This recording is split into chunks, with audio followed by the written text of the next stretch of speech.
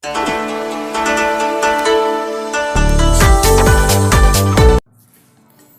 mga ka-spreadsheet, pag-aaralan natin ngayon kung paano gumamit ng if.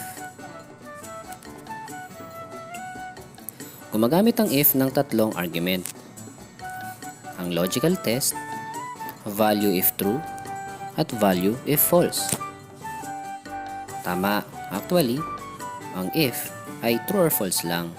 Ang logical test ay ang pinaka-main question bago siya magtanong ng true or false.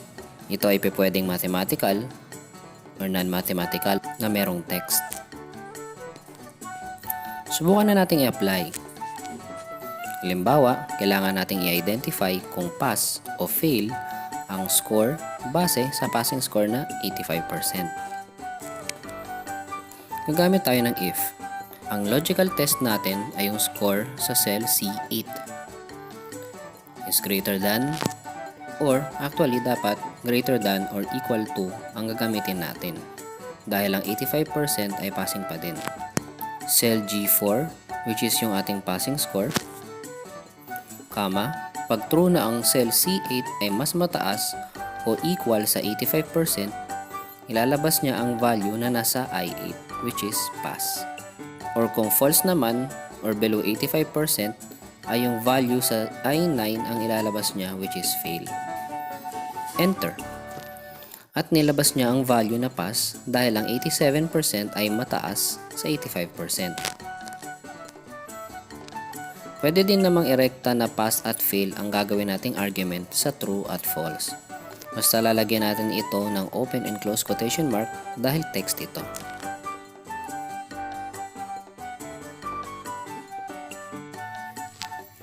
Ngayon, para ma-apply ang formula pag in-autofill, kailangan nating i-lock ang logical test para hindi umandar ang formula.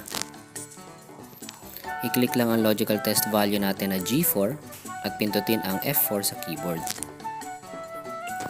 Enter at autofill. So nag-apply na ang formula natin hanggang sa ibaba. Mapapansin na may isang blank ang score. At dahil blank ang value, tinrato siyang 0 kaya fail ang lumabas sa formula.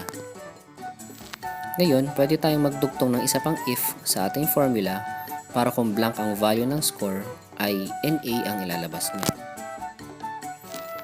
So, maglagay tayo ng isa pang if sa umpisa ng formula.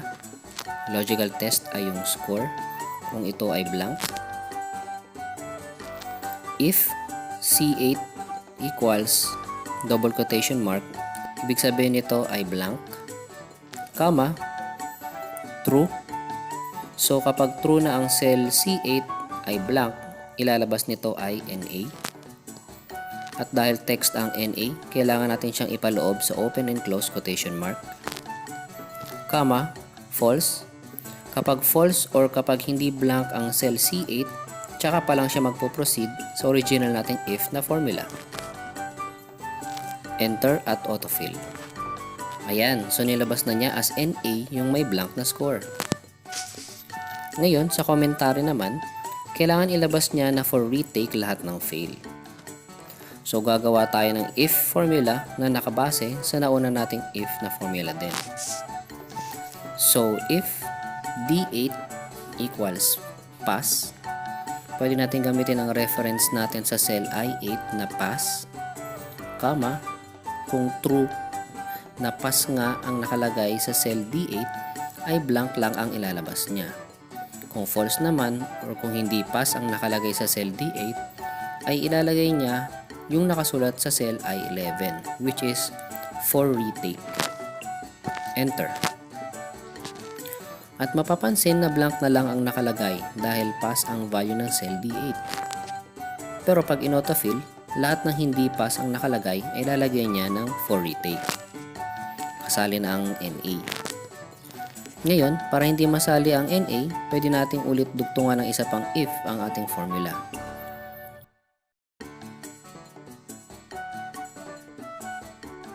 If D8 equals NA, pag true, magiging blank. Pag false, ay pupunta na siya sa susunod na if.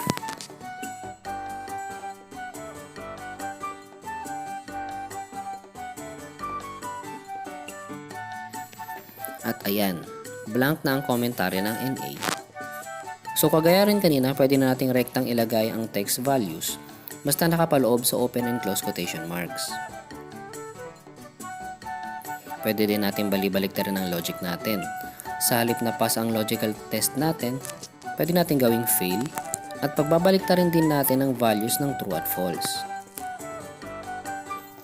At ayan, pareho pa rin ang magiging output niya.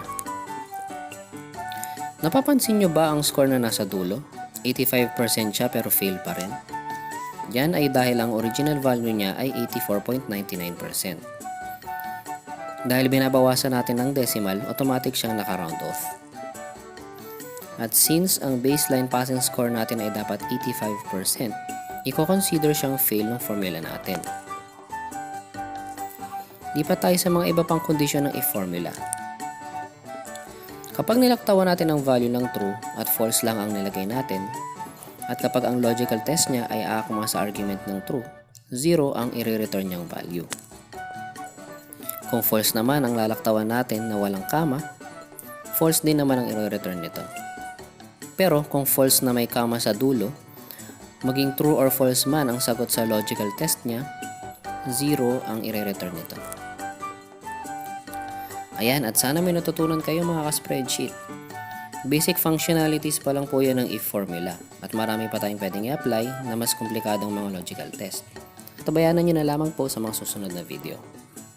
Mag-subscribe lang sa channel ni Excel Senpai para sa marami pang Taglish tutorials patungkol sa Excel. Hanggang sa muli, paalam!